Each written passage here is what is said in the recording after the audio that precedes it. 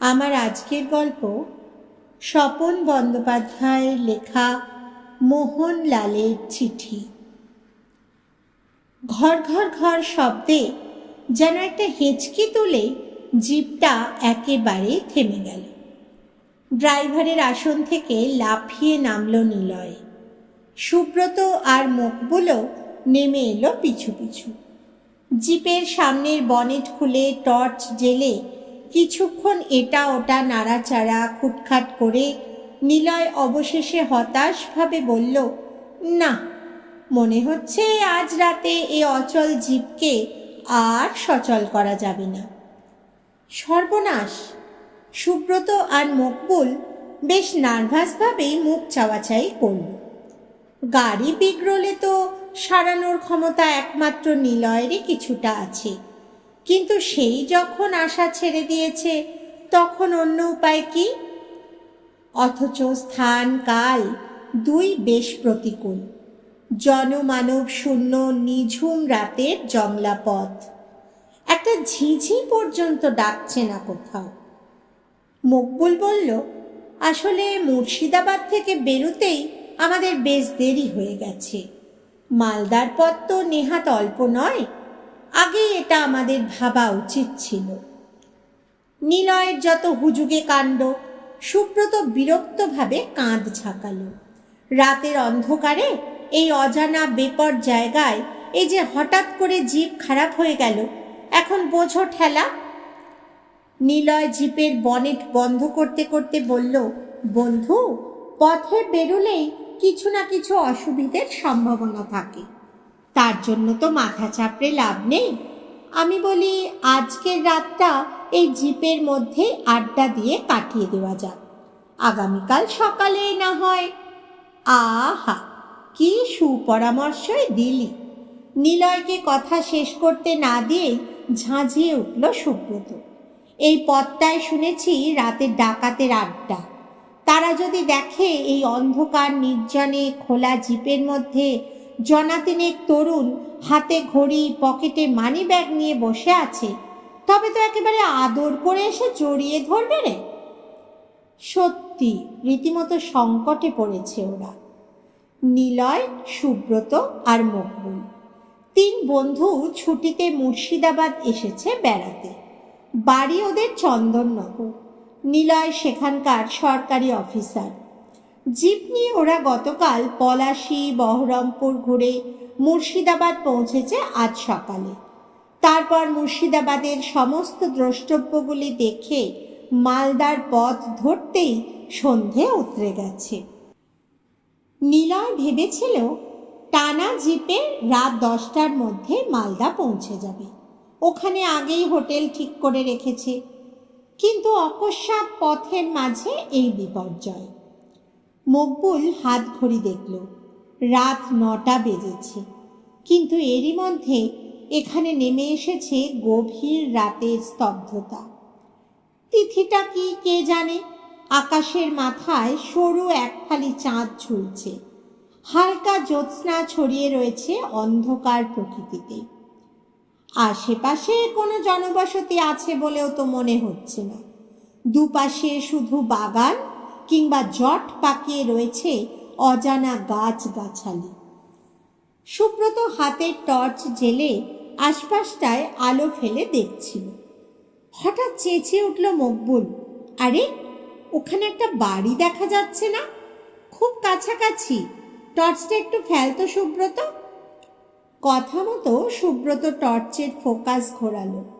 জংলা বাগানের ফাঁকে সত্যিই তো একটা একতলা বাড়ি। জনমানবহীন এমন জায়গায় ও বাড়িতে কে থাকে কে জানে, বা হয়তো পোড়ো বাড়ি। মকবুল বলল, তা হোক, এই খোলা জিপে রাত কাটানোর থেকে পোড়ো বাড়িও ভালো। সুব্রত বলল, ঠিকই, কোনো রকমে দেখে শুনে একটা ঘরে রাত কাটিয়ে দিয়ে কাল সকালে ভাবা যাবে। নিলয়, তোর কাছে তো ছুরিও আছে, সাপখোপ যদি কিছু বেরোয়। নিলয় বলল, কোনো অবস্থাতেই আমি পেছ পানি, শুধু এই ঠান্ডায় আর দাঁড়িয়ে থাকতে ভালো লাগছে না।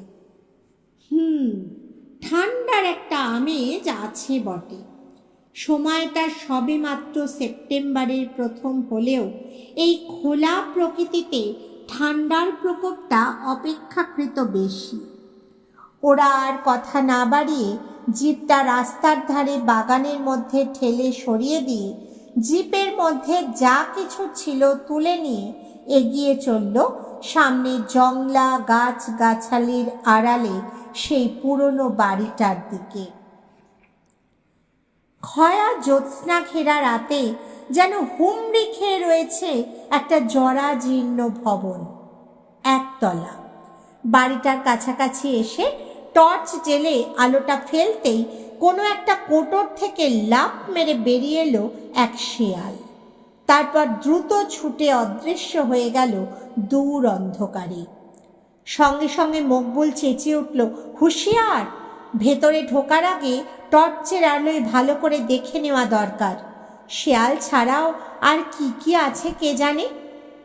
নিলয় বলল, আর যাই হোক, অন্তত মানুষ যে নেই সে ব্যাপারে আমি নিশ্চিত। সত্যি, মানুষ বসবাসের এতটুকু চিহ্ন কোথাও দেখা গেল না। সারা বাড়িটাই কেমন থমথমে অন্ধকারে ডুবে রয়েছে। আমরা খোলা মাঠে থাকার বিপদ এড়াতে নতুন কোনো বিপদের মধ্যে ঢুকে যাচ্ছি না তো?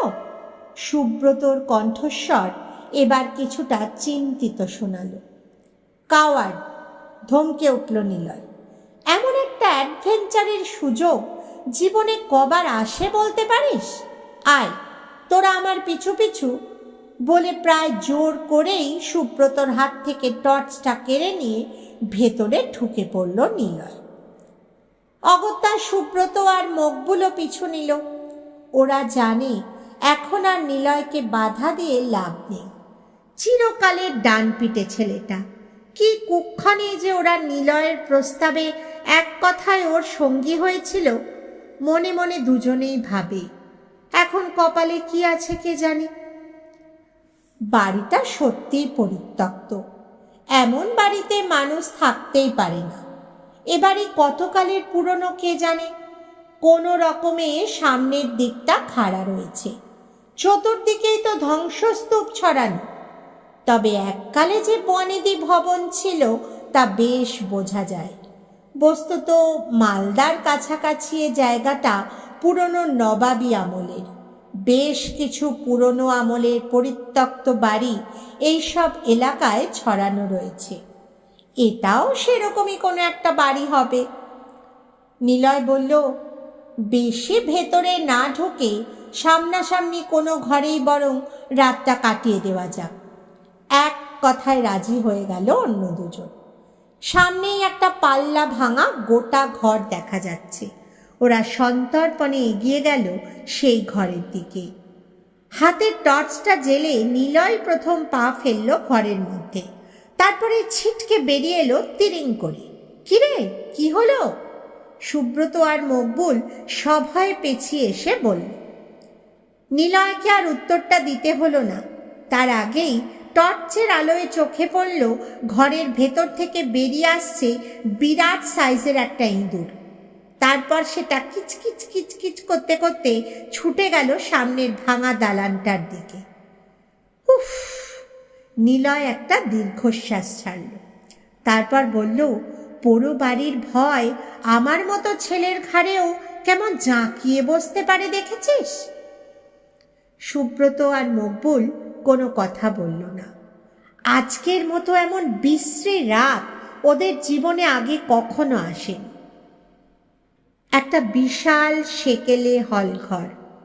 টর্চের আলো ফেলে যতটা সম্ভব দেখা গেল তাতে বোঝা গেল একসময় ঘরটা বেশ কারুকার্যময় ছিল, কিন্তু এখন চতুর্দিকে চুন বালি খসে পড়ে কঙ্কালের মতো জায়গায় জায়গায় ইট বেরিয়ে পড়েছে। মেঝেতেও যত রাজ্যের ধুলো। কতকাল যে এ ঘরে মানুষের প্রবেশ ঘটেনি তাকে জানে। নিলয় ততক্ষণে হাত ব্যাগের মধ্যে থেকে খুঁজে পেতে একটা মোমবাতি বার করে ফেলেছে। তারপর সেটা জ্বালিয়ে রেখেছে একটা কুলুঙ্গিতে।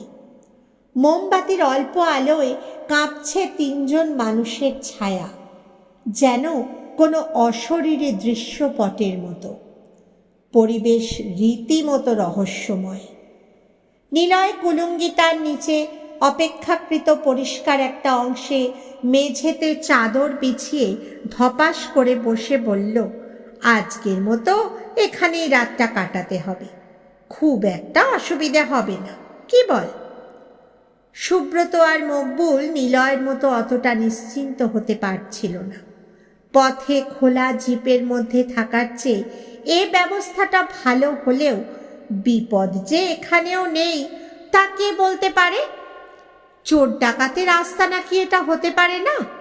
এত পুরনো বাড়িতে সাপ, খোপ, নিশাচর, হিংস্র জন্তু ছাড়াও হঠাৎ কে যেন শব্দ করে উঠল না? কোনো মানুষ কি? কিন্তু ঘরের তিনজন কেউই তো শব্দটা করেনি।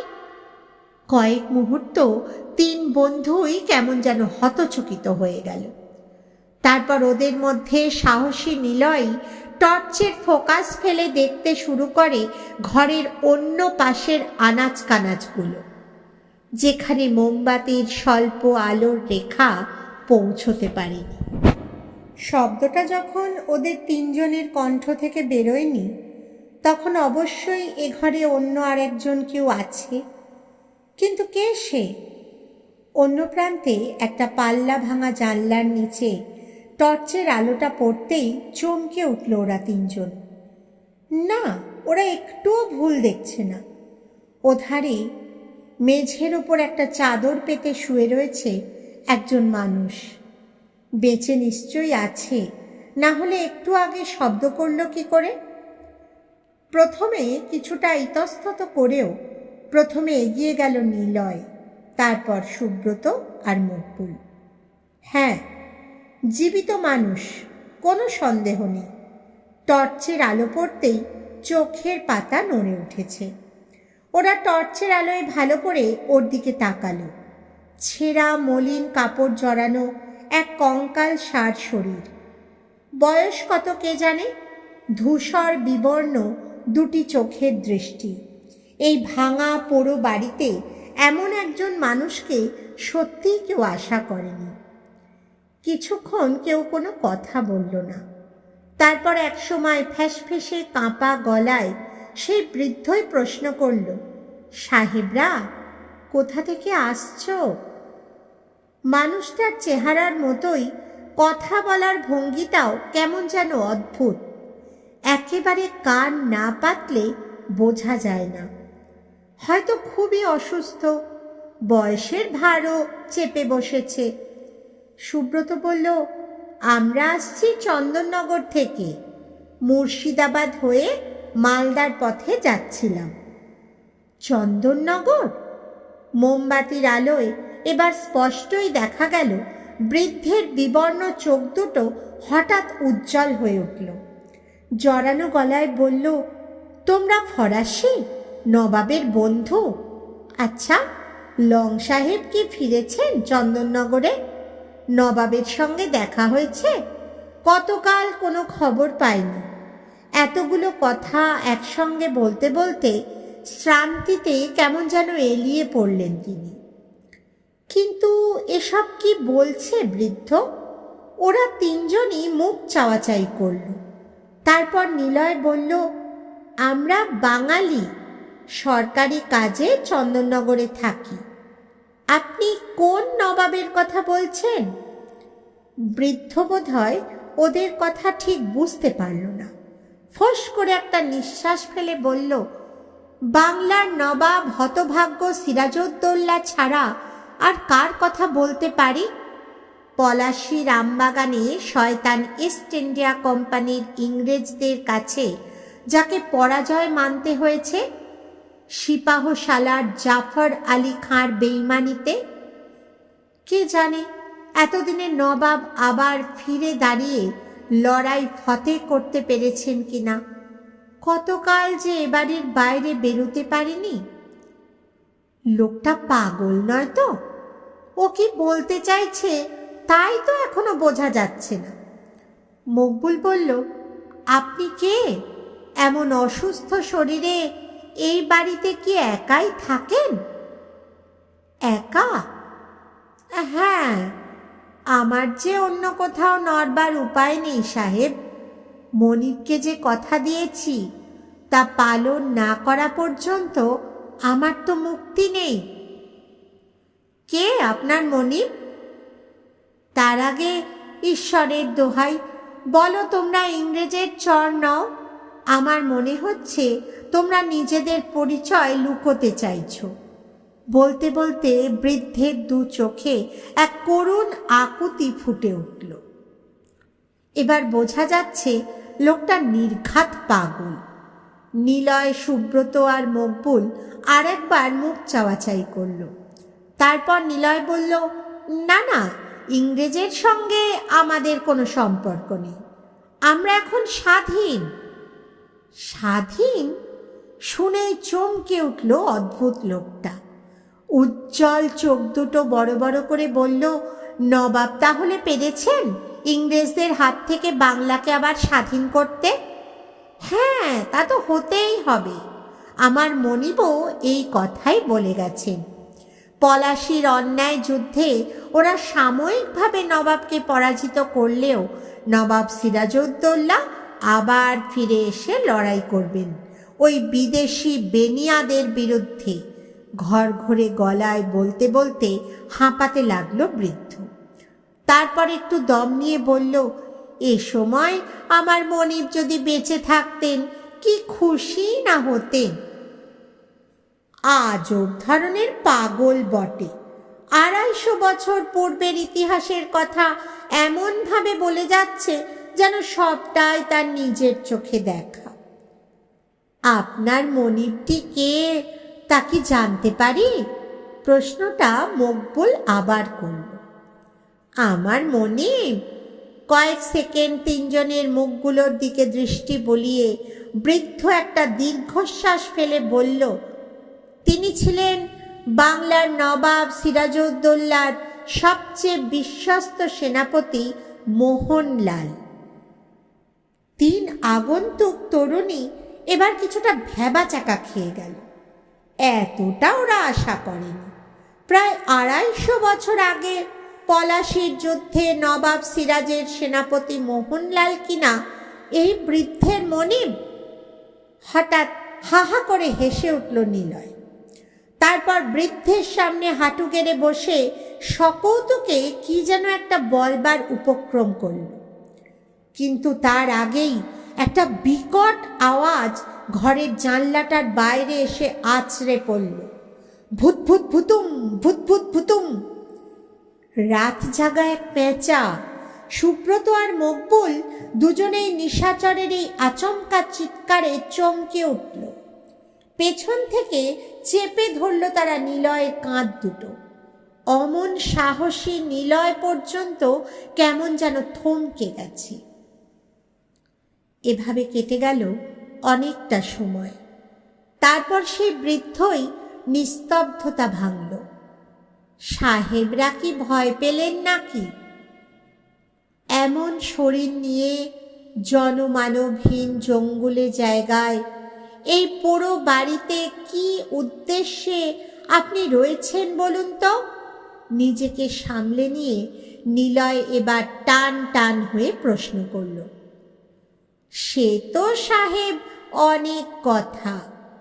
বৃদ্ধ নিলয়ের সন্দিগ্ধ দৃষ্টির তোয়াক্কা না করে বলল, যদি শুনতে চান তো বলতে পারি। কতকাল যে এভাবে কথা বলার লোক পায়নি। নিলয়, সুব্রত, মকবুল কোনো জবাব দিল না। বৃদ্ধ বলতে শুরু করল, সেই যেবার পলাশির আমবাগানে ইংরেজদের সঙ্গে নবাবের লড়াই হলো, আমি সেনাপতি মোহনলালের প্রধান দেহরক্ষী হয়ে যুদ্ধ করেছি। আচ্ছা, রাত দুপুরে এইসব আজগুবি গল্পের ফাঁদ পেতে ওর অন্য কোনো অভিসন্ধি নেই তো? সুব্রত ভাবল, কিন্তু রোগ জীর্ণ ওই বৃদ্ধ মানুষটার পক্ষে তিনজন জোয়ানের কি ক্ষতি বা করা সম্ভব? বৃদ্ধ বলে চলেছে, পলাশির যুদ্ধ শেষ হয়ে গেল। নবাবের প্রধান সেনাপতি মির্জাফরের বিশ্বাসঘাতকতায় পরাজিত হলো নবাবের বাহিনী।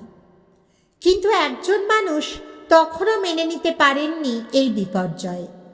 শরীর মনের শেষ শক্তিটুকু দিয়ে তখনও লড়াই করে যাচ্ছিলেন শত্রুর বিরুদ্ধে। তিনি আমার মনিব সেনাপতি মোহনলাল। জাতে কাশ্মীরি ব্রাহ্মণ, কিন্তু বহুকাল বাংলায় থেকে তিনি বাঙালি হয়ে গেছেন। এদিকে যুদ্ধের ফলাফল নির্ধারণ হয়ে যাবার পর নবাবের পরাজিত সৈন্যরা তখন পালাতে শুরু করেছে। আমার মনিব কিন্তু পালাতে চাইলেন না। বললেন, বিদেশির বশ্যতা স্বীকার করার থেকে যুদ্ধক্ষেত্রে শত্রু সংহার করতে করতে প্রাণ দেওয়া অনেক বেশি গৌরবের। কিন্তু ধীরে ধীরে ক্লান্ত হয়ে পড়ছিলেন তিনি। আমি ছিলাম তার সব থেকে প্রিয় অনুচর। জীবনের সর্বক্ষেত্রেই ছায়ার মতো তাকে অনুসরণ করেছি। আজও এই মুহূর্তে তাকে ছেড়ে রণক্ষেত্র ত্যাগ করতে পারলাম না, যদিও জানি এখন আর এই যুদ্ধ বৃথা। হঠাৎ এক দারুণ অস্ত্রাঘাতে জ্ঞান হারালেন মোহনলাল।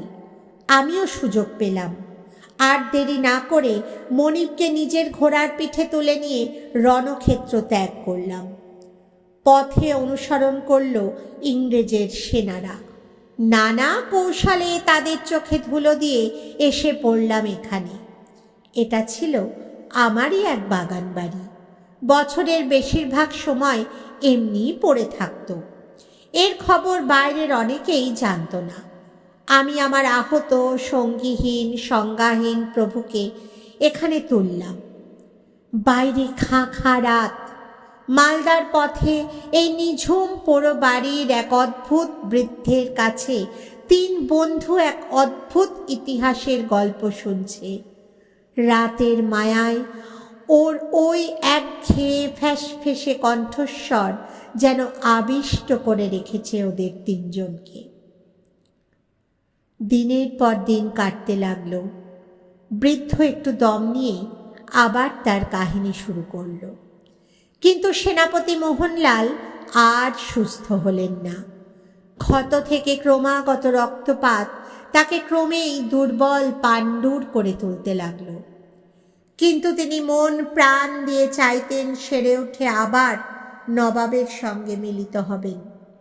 তিনি বিশ্বাস করতেন পলাশির যুদ্ধে নবাব সিরাজের এই পরাজয় যুদ্ধের শেষ কথা নয়। তিনি বলতেন, নবাব নিশ্চয়ই সৈন্য সংগ্রহ করে আবার ইংরেজের সঙ্গে যুদ্ধ করবেন এবং ইংরেজ বেনিয়াদের হাত থেকে উদ্ধার করবেন বাংলার স্বাধীনতা। আমার প্রভু সেনাপতি মোহনলাল চাইতেন সেই যুদ্ধেও বরাবরের মতো নবাবের সাথী হতে। আচ্ছা, ইতিমধ্যে নবাবের খবর কি কিছুই আপনারা পেলেন না? মকবুল হঠাৎ প্রশ্ন করল। ও বোধহয় গল্পের রসে একেবারে মজে গিয়েছিল। খবর পাওয়া সম্ভব ছিল না সাহেব। এ এলাকায় আমরা ছাড়া কাছাকাছি আর কোনো জনপ্রাণীর বাস ছিল না। আমারও সম্ভব ছিল না মনিবকে একা রেখে দূরে যাওয়া। তারপর কি হলো? তারপর একটা দীর্ঘশ্বাস ফেলল বৃদ্ধ। আমার প্রভু বীর সেনাপতি মোহনলাল জীবনের শেষ মুহূর্ত পর্যন্ত নবাব সিরাজউদ্দৌলার কথা স্মরণ করতে করতে মারা গেলেন। মৃত্যুর আগেও এ বিশ্বাস নিয়ে গেলেন যে ইংরেজ বেনিয়ার হাত থেকে দেশের স্বাধীনতা নিশ্চয়ই ফিরে আসবে, হয়তো আরও কঠিন যুদ্ধের পর। কিন্তু ভবিষ্যতের সে যুদ্ধ যোগ দিতে না পারলেও আত্মীয় পরিজনহীন আমার সেই বিশ্বস্ত সৈনিক প্রভু তার শেষ সময়ে নবাবের উদ্দেশ্যে একটা চিঠি লিখে যান এবং আমার হাতে সেটা দিয়ে বলেন, যদি কোনোদিন নবাব সিরাজ কিংবা তার কোনো মিত্রের দেখা পাই, এই চিঠি যেন তার হাতে তুলে দিয়ে অনুরোধ করি তার নবাবের হাতে পৌঁছে দিতে। তবেই আমার প্রভুর অতৃপ্ত আত্মা শান্তি লাভ করবে। বলতে বলতে বৃদ্ধ এবার তার শীর্ণ শির ওঠা ডান হাতটা বালিশের নিচে নিয়ে গিয়ে সেখান থেকে একটা কৌটো বার করল। কৌটোর ঢাকনা খুলতেই বেরিয়ে এলো তুলোট কাগজে লেখা এক লিপি। তারপর সেটা কাঁপা হাতে 3 বন্ধুর দিকে এগিয়ে দিয়ে বৃদ্ধ বলল, সাহেব, আপনারা এসেছেন চন্দননগর থেকে। ওখানকার ফরাসিরা ছিল নবাবের মিত্র, তাই এই চিঠি আজ আপনাদের হাতেই তুলে দিয়ে আমি আমার দায়িত্ব থেকে মুক্ত হলাম। নিলয় হাত বাড়ালো। তুলোট কাগজে ভূষো কালিতে উর্দুতে লেখা একটা চিঠি ওর হাতে এগিয়ে দেয় বৃদ্ধ। সুব্রত বলল, কি আছে সেনাপতি মোহনলালের এ চিঠিতে? আমি নিজে কোনোদিন খুলে দেখিনি, তবে মনিবের মুখে শুনেছিলাম ওই চিঠিতে তিনি নবাবের উদ্দেশ্যে লিখেছেন, সারা জীবন নবাবের নিমক্ষে, নবাবের অনুগ্রহে কিছু ধনরত্ন সঞ্চয় করতে পেরেছেন। মৃত্যুর আগে সেই সবই তিনি নবাবকে দিয়ে যেতে চান। দেশের স্বাধীনতা যুদ্ধে সেনাপতি মোহনলাল নিজে আর রণক্ষেত্রে নামার সুযোগ না পেলেও যুদ্ধের ব্যয় বহনে তার সামান্য কিছু মণিরত্ন কাজে লাগুক, এটাই তার শেষ ইচ্ছা। এই সঙ্গে তার সেই সব মণিরত্ন কোথায় লুকোনো আছে এই চিঠিতে তারও একটা হদিশ জানিয়ে দিয়েছেন আমার প্রভু। শেষ কথাটা শুনে নিলয়, সুব্রত আর মকবুলের বুকের ভেতরটা শিহরিত হলো। বৃদ্ধ যা বলল তা যদি মেনে নিতে হয়, তবে তো এই চিঠি কোনো গুপ্তধনের হদিশ। ওদের মধ্যে মকবুলি কিছুটা উর্দু জানে। মোমবাতির আলোর কাছাকাছি তুলোট কাগজটা সেই নিয়ে গেল পাঠোদ্ধারের জন্য। কতদিন কতকাল যে সেনাপতি মোহনলালের শেষ ইচ্ছেটাকে বুকে আঁকড়ে নিয়ে এই ঘরে অপেক্ষা করেছি জানি না। সময়ের হিসেবও গেছে হারিয়ে। এতদিন বাদে আমার সে প্রতীক্ষা পূর্ণ হলো। আজ আমি মুক্ত। মৃদু গোঙানির মতো সেই অদ্ভুত বৃদ্ধের ঘর ঘরে কণ্ঠস্বরে ওরা আর কান পাচ্ছিল না। মকবুল, নিলয়, সুব্রত মোমবাতির সামনে ঝুঁকে পড়ে প্রাণপণে চেষ্টা করে যাচ্ছিল লিপির সেই গুপ্তধনের হদিশ উদ্ধারে। প্রায় 250 বছর পূর্বের সে হস্তাক্ষর আজ বড়ই বিবর্ণ, কালির আঁচড় অস্পষ্ট। কাটছে সময়, বাইরের জমাট অন্ধকার তরল হতে শুরু করেছে। কিচির মিচির শব্দ, পাখিদের বোধহয় ঘুম ভাঙল। ফর্সা হচ্ছে পূব আকাশ, কিন্তু মোহনলালের চিঠির অক্ষরগুলো ক্রমেই আরো অস্পষ্ট হয়ে মিলিয়ে যাচ্ছে। এ কি চোখের ভুল? হঠাৎ চেঁচিয়ে উঠল নিলয়, ওই দেখ! নিলয় আর মকবুল একই সঙ্গে ঘাড় ঘোরায়। সামনে ঘরের মেঝেতে এ কি অবিশ্বাস্য দৃশ্য! খোলা জানলা পথে সূর্যের আলো এসে পড়ার সঙ্গে সঙ্গে হারিয়ে যেতে শুরু করেছে বৃদ্ধের শায়িত দেহটা। চোখের সামনেই সেলুলয়েডের ফোকাসের মতোই যেন ধীরে ধীরে মুছে যাচ্ছে তার গোটা শরীর। একটু বাদে তার চিহ্নটুকু পর্যন্ত রইল না। পূব আকাশে সূর্য তখন অনেকটা উঠে গেছে। দিনের আলো এসে বিতাড়িত করেছে অন্ধকারের সব কুহক। কই, ওরা 3 জন ছাড়া ঘরে অন্য কেউ তো নেই। এ তো অতি স্বাভাবিক বহুকালের পুরনো ধুলো জমা একটা পোড়ো বাড়ি, একটা ঘর। কোনো মানুষ বসবাসের চিহ্ন পর্যন্ত পাওয়া যাচ্ছে না। তবে কি সবই মিথ্যে? সারা রাত ধরে এই পোড়ো বাড়ির ঘরে 3 বন্ধু নিছক স্বপ্ন দেখেছে, কিন্তু তিনজনেরই হুবহু এক স্বপ্ন দেখা। তা কি সম্ভব? ওরা ফ্যাল ফ্যাল করে পরস্পরের দিকে তাকিয়ে রইল অনেকটা সময়। কিন্তু এই লিপির লিখন, ভাবতে ভাবতেই ওরা একই সঙ্গে লিপির দিকে তাকিয়ে চমকে ওঠে। কোথায় লিপি? এ তো বহু পুরনো তুলট কাগজ মাত্র, এতটুকু কোনো আঁচড় তো তাতে নেই। মালদা যাওয়া আর হয়নি ওদের। সেদিনই ওরা টানা জিপে ফিরে গেছে চন্দননগর। নতুন করে কোনো কিছু দেখার আর স্বাদ হয়নি। এ যাত্রায় যা দেখেছে, যা শুনেছে, তাই কি বলা যাবে কাউকে? বলে লাভই বাকি। কিছু না লেখা সে বিবর্ণ তুলট কাগজটা শুধু নিলয় আজও রেখে দিয়েছে তার ডায়েরির পাতার মধ্যে।